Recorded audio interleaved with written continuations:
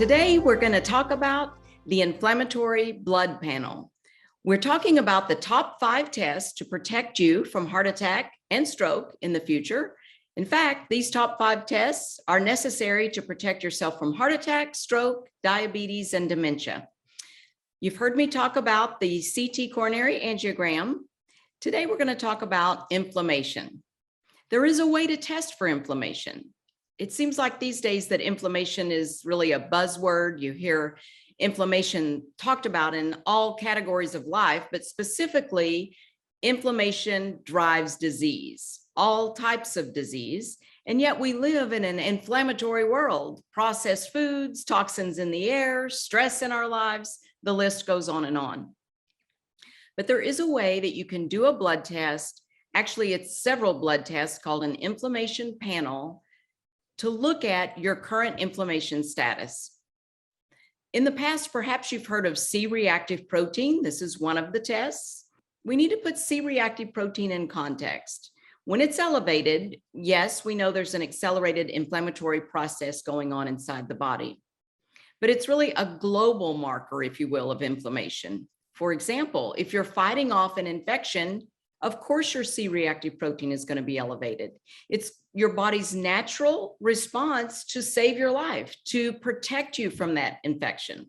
Or if you have a wound that's healing, for example, perhaps you just had surgery, maybe you haven't been sleeping well. All of those things can cause the c-reactive protein to go up. And so when c-reactive protein is elevated, it's more important to look at your c-reactive protein numbers over time. In other words, if you have a chronic elevation in c-reactive protein, then we have a problem because you're chronically in an inflammatory state. But a transient elevation, rise and fall of the c-reactive protein can actually mean that your body is doing exactly what it was designed to do.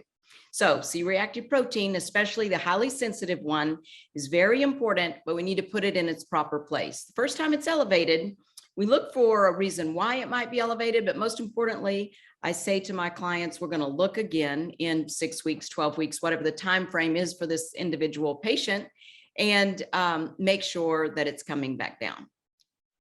And if c-reactive protein is elevated or not, but especially if it's elevated, we know if that's the only inflammatory marker we've gotten, we've really needed to do the whole panel. That's why I like to start with the inflammation blood panel, which includes c-reactive protein, an enzyme called myeloperoxidase. We refer to it as MPO, and another test called LP-PLAC2. We call it the plaque test or plaque 2. And those 2 blood tests, when done in conjunction with the c-reactive protein, help us get very specific about inflammation inside the wall of your arteries. So on the previous video where I spoke about the CT angiogram and understanding our arterial health, the wall of the artery specifically, the arteries are the blood vessels that give the blood supply to all of our organs, the heart, the brain, the liver, the kidneys, every cell in our body. But if we have inflammation specifically in that wall of the artery, then we know that this individual has atherosclerosis, or the body is trying to protect this individual from developing atherosclerosis or vascular disease or hardening of the arteries. So it's very important that we immediately find out why those 2, one or both of those markers are elevated, and reverse that process, because we know it's either preliminary to the disease process or it is currently active disease occurring in the wall of the artery. So that's 3: highly sensitive c-reactive protein, myeloperoxidase or MPO, and LP-PLA2 or the plaque test. There's a 4th inflammatory marker that I like to get, and I get on all of my clients at baseline. And it's called ADMA, which stands for asymmetric dimethyl arginine. Really what asymmetric dimethyl arginine, or ADMA, is looking for is nitric oxide. Perhaps you've heard me talk about nitric oxide in some of my other videos. If not, go back and find those videos. Nitric oxide is a key molecule for arterial health and a whole host of other positive outcomes. If we do have an elevated or a nice high level of nitric oxide.